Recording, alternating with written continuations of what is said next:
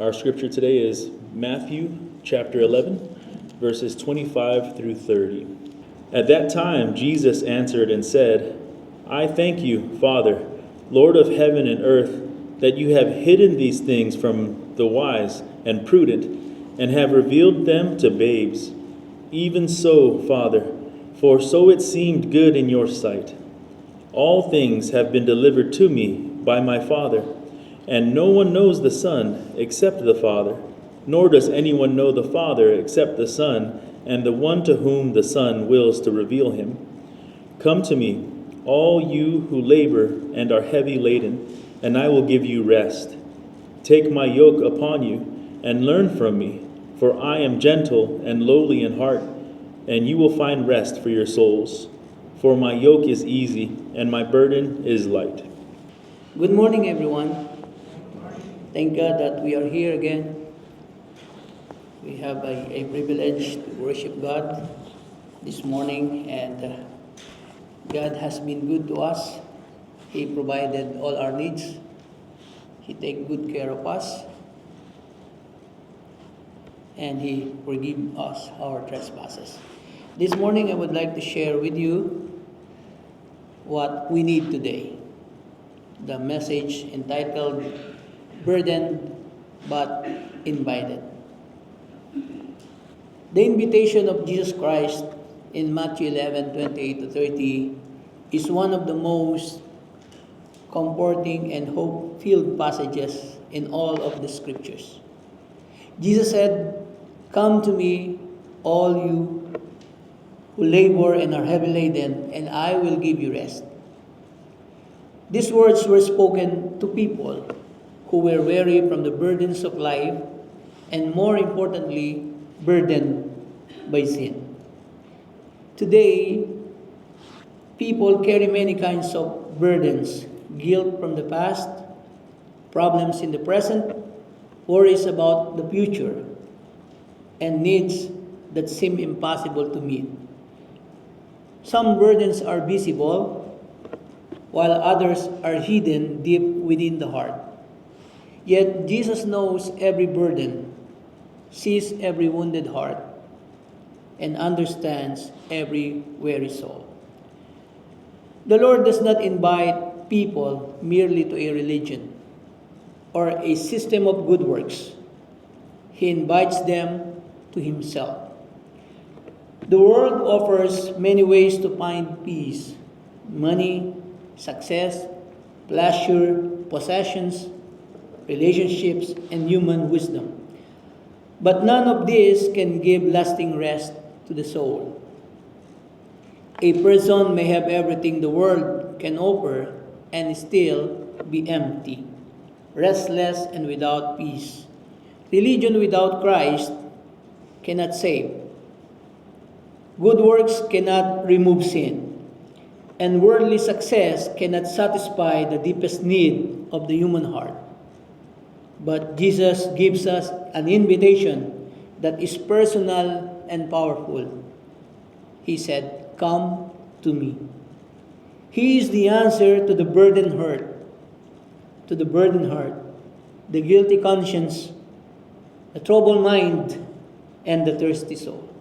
As we study these verses this morning, we will see the miserable condition of man, the gracious invitation of our Savior, the compassionate heart of Christ, the pathway to true rest, and the blessed life of following Him.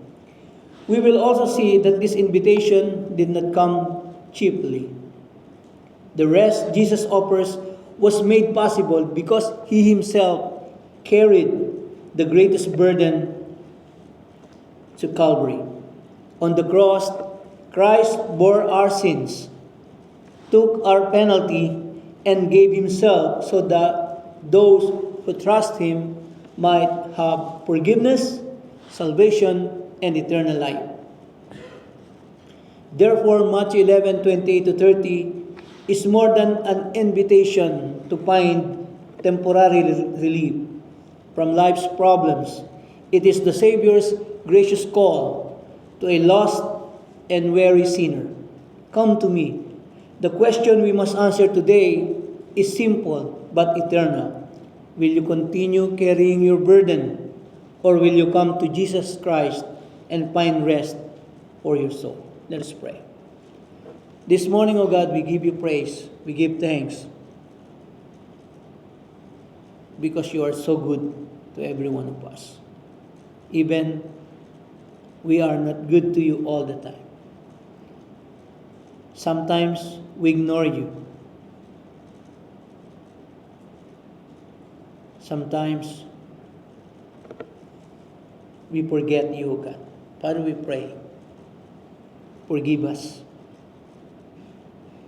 and make us holy this morning as we worship you. Lord, we pray that you would help us understand your word, understand your invitation, that we, every one of us, should come to you, and we will find rest. Lord, help me as I preach your word to your people. They deserve to be blessed. Help me, Lord. Fill me with your power. Fill me with your wisdom. This we pray in Christ's name. Amen and amen. Again, the title of our message is Burdened but Invited. We will look first the condition of the sinful man. We can see first here the miserable condition of the sinful man. In Matthew 11:28, he said, "Come to me, all you who labor and are heavy laden."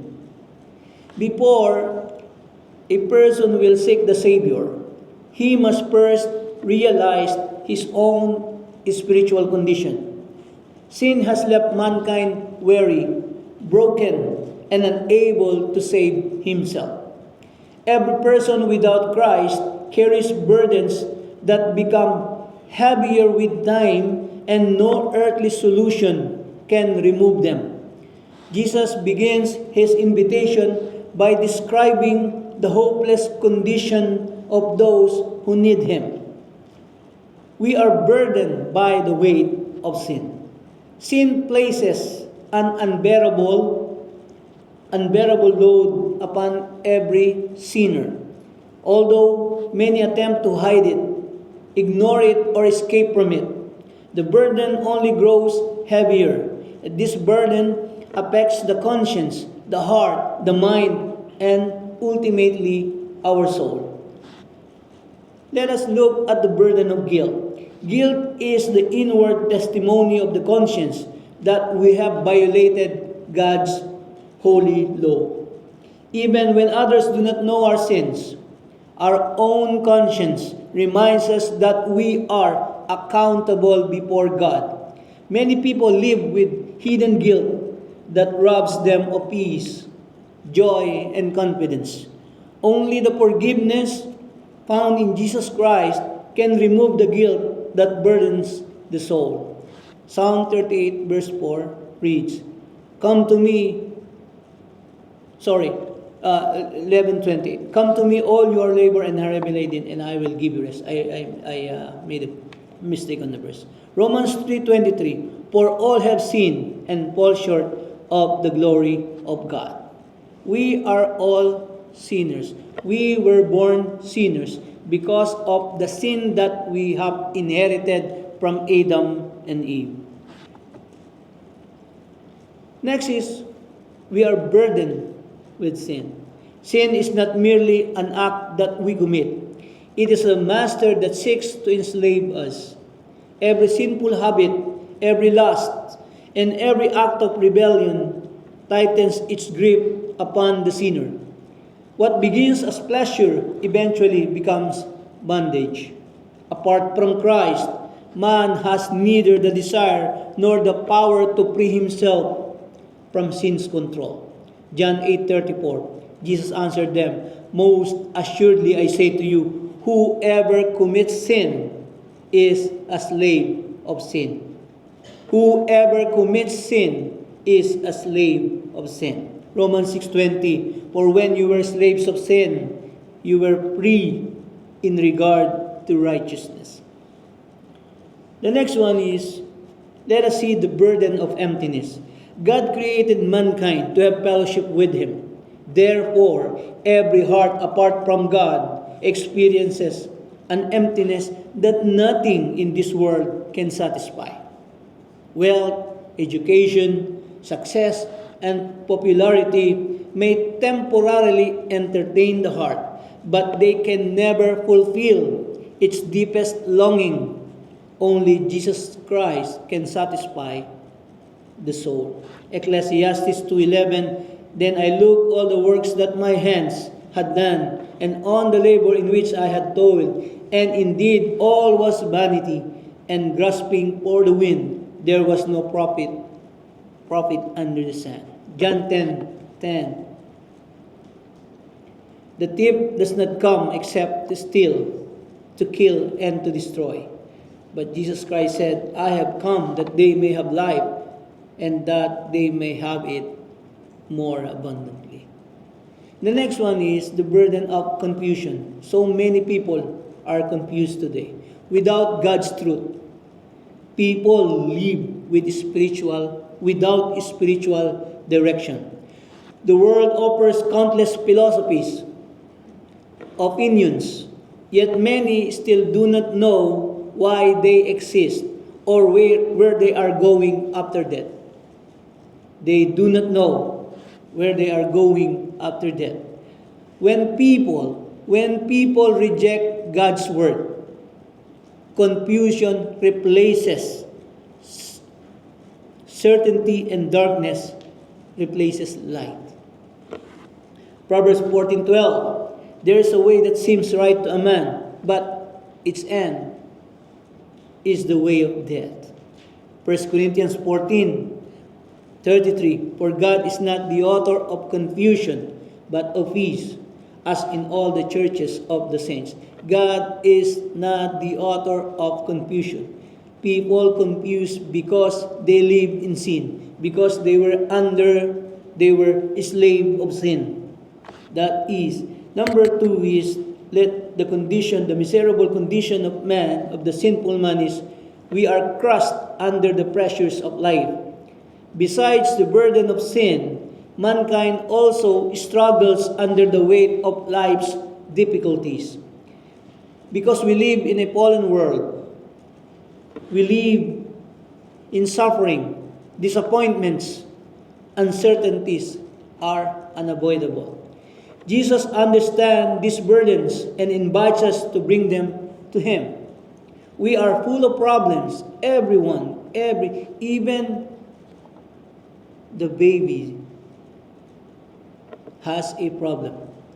No one escapes the troubles of life. You cannot run. You cannot hide. No one escapes the troubles of life. Whether rich or poor, young or old, everyone experiences hardships. Everyone experiences disappointments, sickness, and heartaches. These trials reminds us that this world is not our final home, and that we need the strength only Christ can give. Job 14:1 reads, Man who is born of woman is of few days and full of trouble. Not only full of problems, but full of worry. Many people spend their lives worrying about tomorrow, worrying about finances, worrying about health, worrying about family, worrying about the future. Worry drains joy and steals peace because it focuses on circumstances instead of God's faithfulness. Christ calls believers to trust Him completely and leave every concern in His hands. He said in Philippians 4:6-7, Be anxious for nothing, but in everything by prayer and supplication, with thanksgiving let your requests be made known to God, and the peace of God. When we come to Him in prayer and supplication, and we give thanks to God, we praise Him, and we made our request known to Him. The Bible says, and the peace of God, which surpasses all understanding, will guard your hearts and minds through our Lord Jesus Christ. He said also in 1 Peter 5:7, casting all your care upon Him, for He cares for you. God cares for you. Not only that, people, sinners, full of uncertainty. Life is unpredictable. No one knows what tomorrow holds. We do not know what will happen tomorrow. No one knows what tomorrow holds. Careers change. Health fails. Loved one pass away. And circumstances can change overnight. Yet, while life is uncertain, Jesus Christ never changes. Our confidence rests not in the future, but in the one who controls the future. James 4:14, whereas you do not know what will happen tomorrow, or what is your life, it is even a vapor that appears for a little time, and then vanishes away. Hebrews 13:8, we can see that Jesus Christ is the same yesterday, today, and forever. He never changed. People, sinner. Number 4 is full of needs. Every person has needs beyond food, beyond shelter, beyond clothing. We need forgiveness. We need hope. We need wisdom. We need strength. We need peace from God. God knows every need before we ask Him, and He delights in supplying those who trust Him. Philippians 4:19, and my God shall supply all your needs according to His riches in glory by Christ Jesus. He said in Matthew 6:33, but seek first the kingdom of God and His righteousness, and all these things shall be added to you. Do you need food? Do you need clothing? Do you need drinks? Do you need house? He said, seek first the kingdom of God and His righteousness. That is the first requirement. Jesus said, seek first the kingdom of God and His righteousness, and all you need will be supplied by God. Not all your want again. The promise is what you need, He will supply, not all you want. You want a sports car? He did not promise that He will give you a sports car. But He promised that He will give you clothes. He promised that He will give you food, but not a sports car. That is one. But if you will please Him, if you live pleasing to His sight, God can give that also to you. We need rest. A saw in lagari po that never rests will eventually break.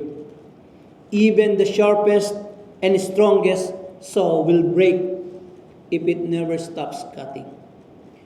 Jesus understands that man needs rest, and we can see this in our next point. Let us see the gracious invitation of the Savior. Matthew 11:28b, and I will give you rest. And I will give you rest. After revealing the miserable condition of sinful man, Jesus gives a gracious invitation. He said, come to me. Notice that Jesus did not say, come to religion. He said, come to me. The answer to man's deepest need is not found in a religious system, but in a personal relationship with our Lord Jesus Christ. He does not merely offering something.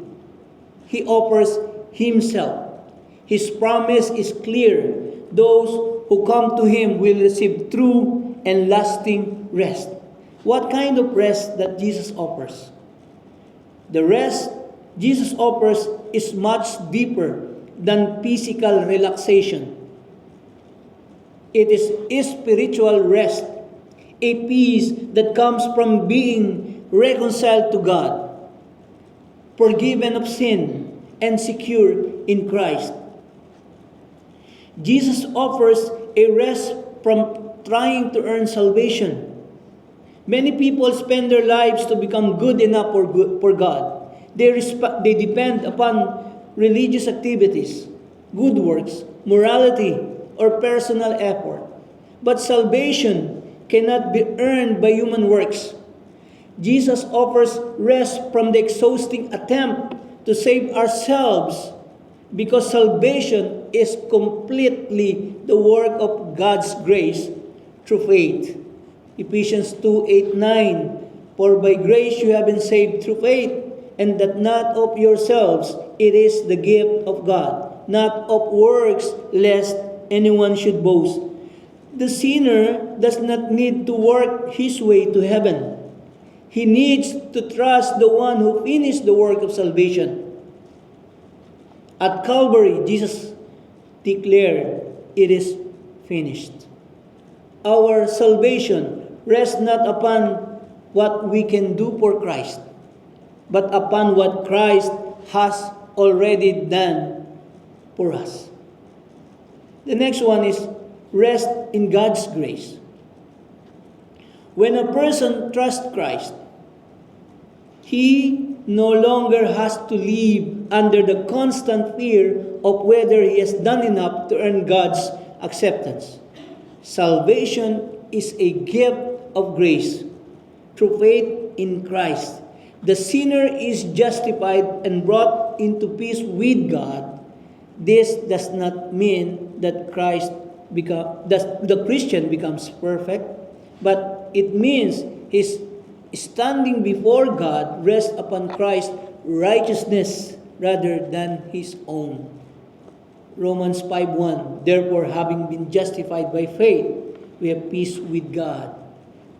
Having been justified by faith, we have peace with God. Through whom? Through our Lord Jesus Christ. God's grace gives the believer confidence to approach Him. Even in times of weakness and failure, instead of striving to earn God's favor, we can rest in the assurance that Christ has already secured our salvation. We have an eternal rest. The rest Christ gives is not temporary. It is not temporary. It reaches beyond this present life and extends into eternity. The believer has peace with God now and the promise of eternal rest in God's presence. While Christians may experience trials, suffering, and weariness in this world, there is coming a day when all sorrow, pain, and struggle will be gone forever. We will have an eternal rest through our Lord Jesus Christ. Rest from what? The rest Christ offers includes deliverance from spiritual burdens that we have separated mankind from God. He does not promise a life without problems, but He does provide salvation and peace in the midst of them. Jesus offers a rest from the penalty of sin. Sin deserves judgment because God is holy and righteous. And the greatest burden of the sinner is the condemnation that comes because of sin. But through faith in Jesus Christ, the believer is no longer under condemnation. Christ took the judgment that we deserve and paid the penalty for our sins. Where? At Calvary. Romans 8:1, there is therefore now no condemnation to those who are in Christ Jesus. Ang ganda po ng talatang ito. This is one of my favorite verses in the Bible. There is therefore now no condemnation to those who are in Christ Jesus, who do not walk according to the flesh, but according to the Spirit. The believer can rest because the penalty has been paid. We do not have to fear eternal condemnation because Christ has become our substitute. Jesus offers a rest from the guilt of sin.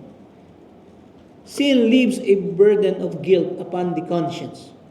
We may try to forget our past, hide our failures, or excuse our sins, but only God's forgiveness can completely remove the guilt of sin.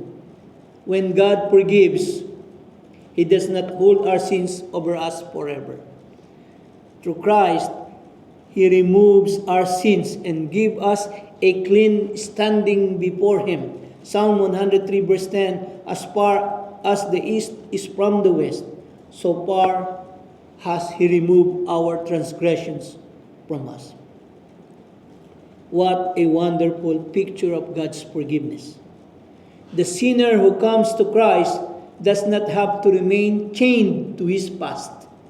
God's grace provides forgiveness and a new beginning. We have a rest from the burden of self-righteousness.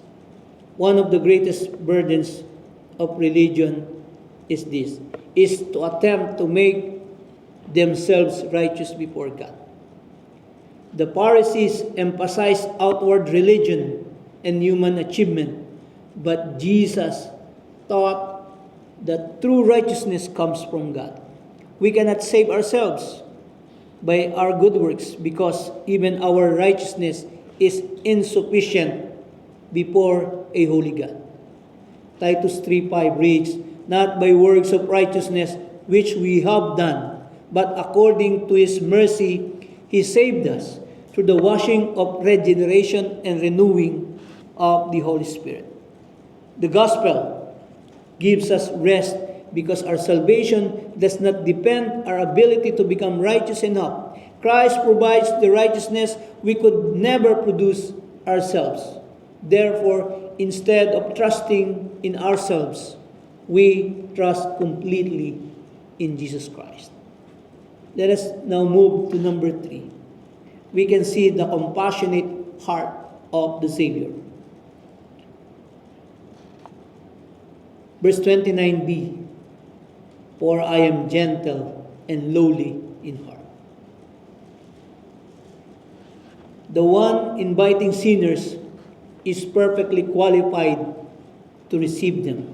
Jesus does not invite weary and burdened people with a harsh or condemning spirit. He reveals His own heart as gentle and lowly.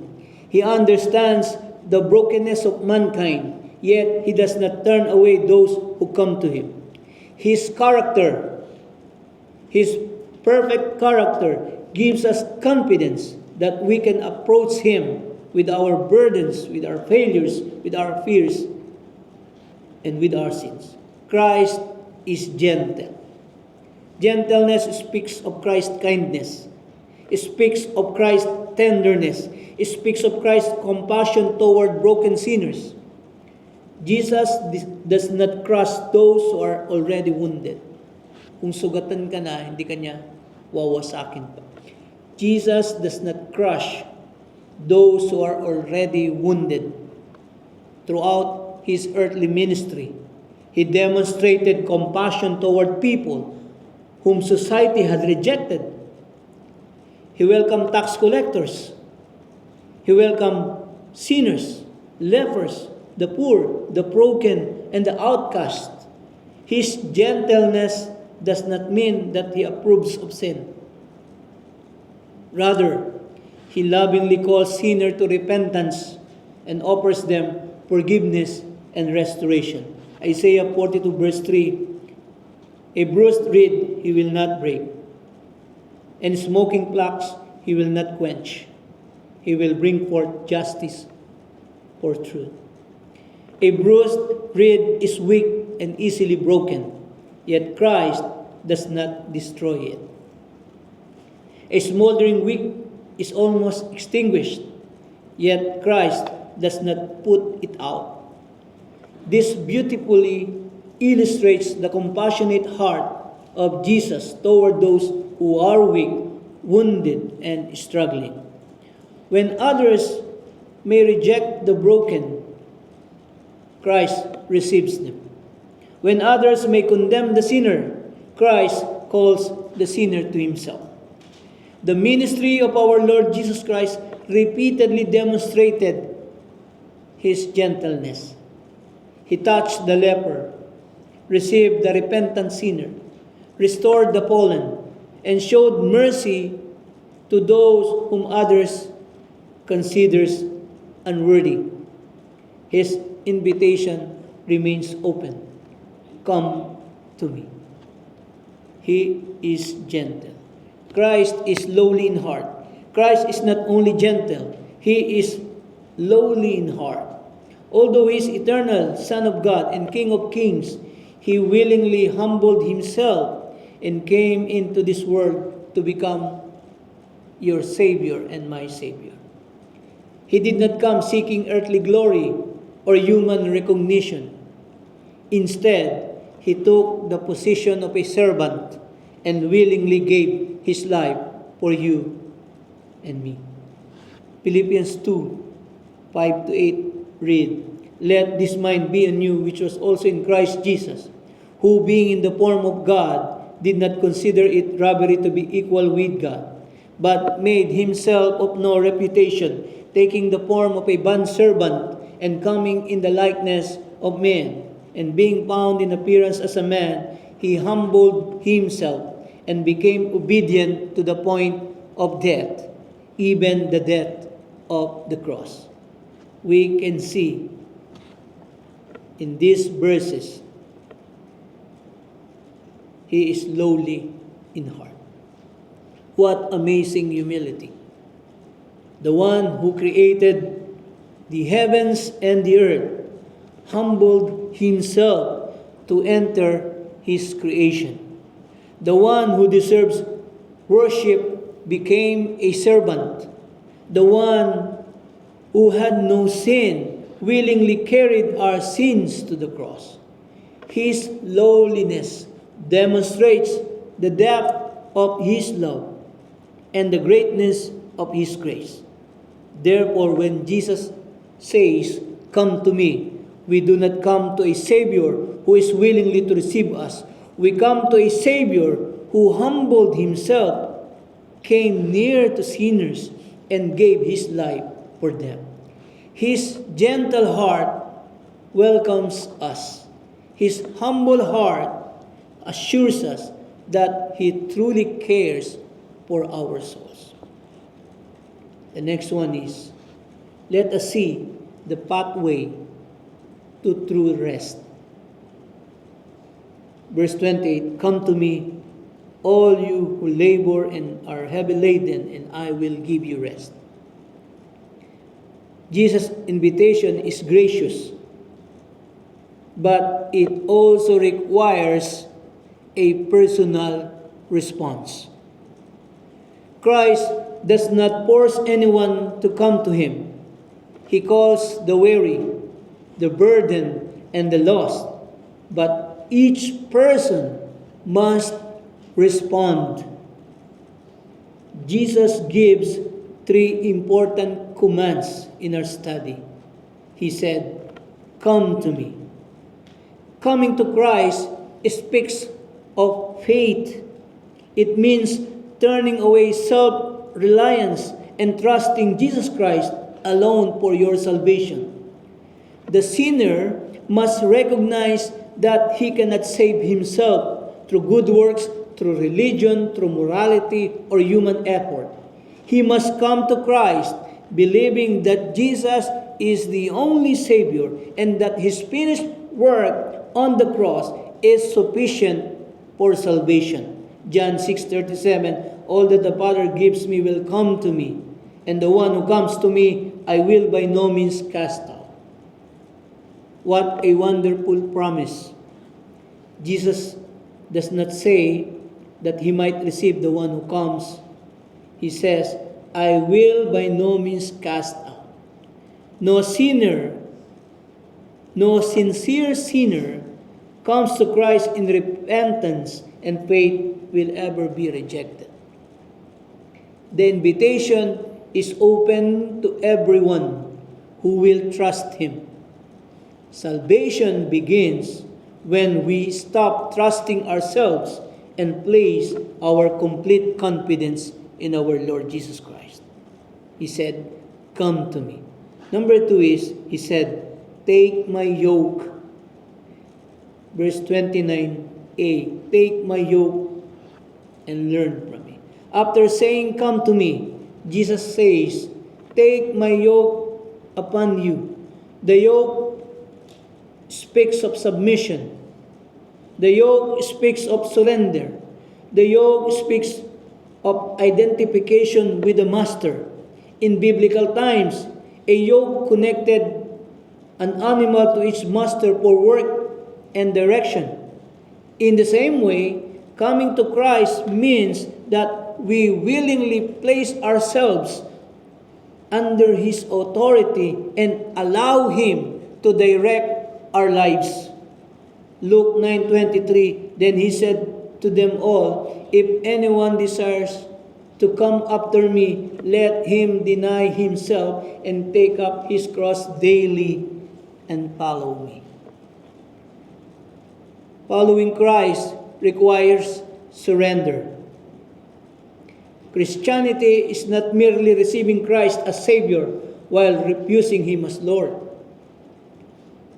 It is not merely receiving Christ as Savior while refusing Him as Lord.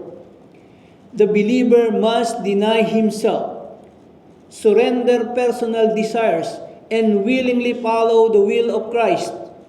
This does not mean that the Christian life is without difficulties. Rather, it means that we no longer face life under our own authority. Christ becomes our master, and we become His willing servants. A surrendered life is a blessed life because we discover that God's ways always better than our way. The yoke of Christ brings us under His loving authority and allows us to experience the joy of walking according to His perfect will. Next is, He said, "Learn from me. Take my yoke upon you and learn from me." Jesus does not only call us to come to Him and surrender to Him. He also commands us to learn from Him. What does it mean? The Christian life is a lifelong journey of discipleship. Salvation is not the end of our relationship with Christ. It is the beginning of a life spent knowing Him, following Him, and becoming more like Him. Learn from me. It is a lifelong journey of discipleship. That's why we read the Bible. That's why we pray. That's why we worship Him. It is a lifelong journey of discipleship. Learn from me. Colossians 2:6-7, "As you therefore have received Christ Jesus the Lord, so walk in Him." As you receive Christ in your life as your Lord, the Bible reminds us, walk in Him. Not only during Sunday or Wednesday. Every second of our lives, we must walk in Him. Verse 7, "Rooted and built up in Him and established in the faith as you have been taught, abounding in it with thanksgiving." Come to me, take my yoke, and learn from me. These three commands describe the pathway from a life burdened by sin to a life of rest, to a life of surrender, and to a life of discipleship. Learning Christ changes the way we think. Learning Christ changes the way we think. Nagkakaroon na tayo ng priorities. We have now a proper or right priority in our lives. Learning Christ changes the way we think, the way we speak, and the way we respond, and the way we live. As we study His Word and follow His example, the character of Christ begins to shape our own character. We learn His humility. We learn His compassion, His obedience, His faithfulness, and His love. Therefore, the pathway to true rest is not merely coming to Christ once, but continually walking daily with Christ, submitting to Christ and learning from Christ. We come to Him by faith, take His yoke through surrender, and learn from Him through lifelong discipleship. The more we know Christ, the more we understand the joy and rest of living under His gracious Lordship. We go now to number 5, the blessed life of following Christ. Following Christ does not mean that the believer will never experience hardship or sufferings or trials. Jesus never promised a trouble-free life. Instead, He promised that those who follow Him will never have to carry their burdens alone. The yoke of Christ is different from the burdens imposed by sin, by legalism, or self-righteousness. His yoke brings us under His loving authority. Wherever His grace supplies the strength we need to continue. The Christian life is blessed because Christ walks with us through every circumstance. His yoke is easy. Matthew 11:30, my yoke is easy. When Jesus says, my yoke is easy, He is not saying that following Him requires no effort or obedience. He is not saying that following Him requires no effort or obedience. Rather, His yoke is gracious. His yoke is good and perfectly suited to those who belong to Him. Christ never places unnecessary or crushing burdens upon His children. His commands are given for our good, and He provides the grace and strength to obey Him. 2 Corinthians 12:9, and He said to me, my grace is sufficient for you, for my strength is made perfect in weakness. Therefore, most gladly, I will rather boast in my infirmities, that the power of Christ may rest upon me. This was written by Paul. He said, my grace is sufficient for you. The Lord said to Paul, because Paul is asking a favor from God. But the Lord replied this to Paul, my grace is sufficient for you. God's grace is sufficient for every one of us. His strength is made perfect in our weaknesses. There will be times when we feel weak and incapable, but God's grace is always sufficient. We do not follow Christ by depending upon our own strength. We follow Him by depending upon His strength. What we cannot accomplish in our own ability, God's grace enables us to endure and overcome. The yoke of Christ is therefore easy because we are not walking in our own strength. We are walking under His grace. He gives us the strength to obey, the wisdom to follow, and the grace to continue when the journey becomes difficult. Not only His yoke is easy, He said, my burden is light. Jesus also declares this, my burden is light. This does not mean that Christians will never experience pain or persecution or problems. The Bible clearly teaches that believers will face trials. The difference is this. The difference is that the Christian does not carry those burdens alone.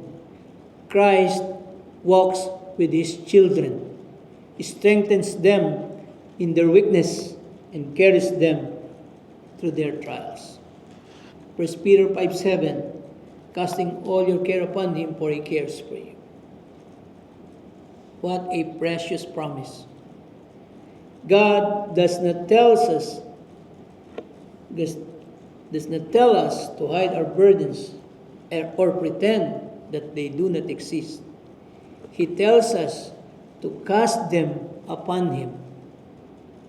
We can give Him our worries, our fears, our disappointments, and cares because He cares personally for you and for me. The burden becomes light because we never carry it alone. When we are weak, He gives us strength. When we are discouraged, He gives us encouragement. When we are afraid, He gives peace. When we do not know what to do, He gives wisdom. Therefore, the blessed life of following Christ is not a life without burdens. It is a life where Christ carries the burdens with us. Tinutulungan tayo ng Panginoon every day in our lives. Kaya nagiging magaan.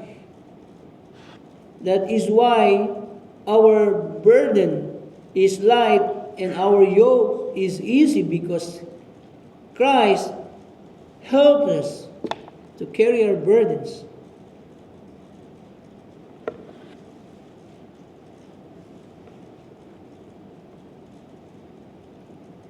His yoke is easy because His grace sustains us. And His burden is light because His loving presence is always with us. And on our last point, we will see the good news on this. The last one is the cross made this invitation possible. Jesus could only offer rest because He first carried our burden to Calvary. What happened to those who comes to Him? Christ freed us from the penalty of sin. For the wages of sin is death. People must understand this. The wages of sin is death, not only a physical death. The Bible tells us in this verse that the wages or the consequences of sin is spiritual death. Before we got saved, we are dead in our trespasses. In the eyes of God, we are all dead because of our sin. But thank God, His grace, sa Kanyang biyaya nakarating sa atin, and we will have an eternal life. That's why He said, but the gift of God is eternal life in Christ Jesus our Lord. The gift of God is eternal life. Do you want eternal life? Come to Christ. Put your faith in Him as your Lord and Savior. Jesus received the punishment we deserve. Siya yung tumanggap, siya yung naging substitute natin, mga kasama. Christ freed us from the penalty of sin. Those people who believe in Him. Not all people. Those people who rejected Christ, they are not yet free from the penalty of sin. Hindi pa sila malaya. Kaya lang tayo naging malaya because Christ, pinabayaan natin, pinigyan natin ng puwang si Kristo. We give Him a chance to save us.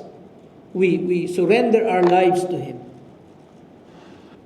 The next one is, Christ broke the power of sin.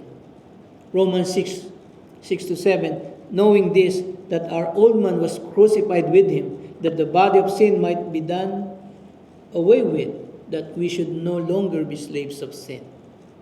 For He who has died has been freed from sin. Christ broke the power of sin. That's why we are no longer slaves of sin. Those people who come to Him, those people who trusted Jesus Christ as their Lord and Savior, sin is no longer our master. And the last one, Christ gave us eternal life. For God so loved the world that He gave His only begotten Son, or beloved Son, or dearest Son, that whoever believes in Him should not perish, but have everlasting life. That whoever truly believes in Him, because many people say that they believe, but they do not follow.